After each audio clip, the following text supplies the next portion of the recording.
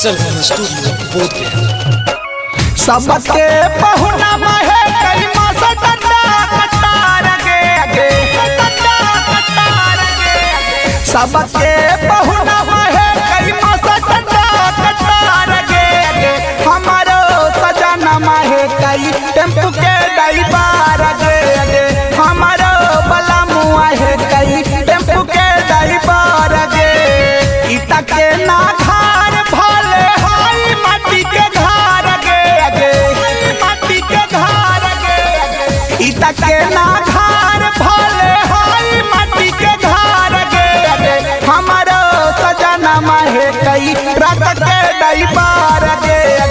हमारो बला मुआ है कई ट्रक के ड्राइवर गे।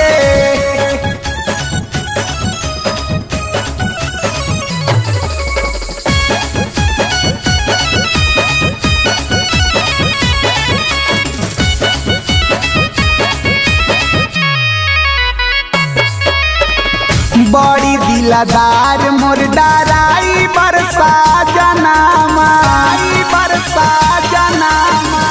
नाक के नथिया दिल कई हाथ के कंगनामा के करो डराई नहीं होई रंगदार गे के करो डराई नहीं होई रंगदार गे हमारो सजना माहे कई टेम्पू के ड्राइवर गे हमारो पहुना माहे कई टोटो के ड्राइवर गे।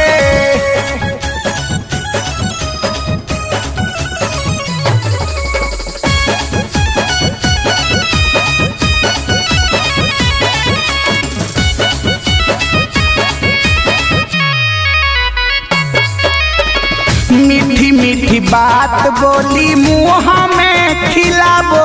है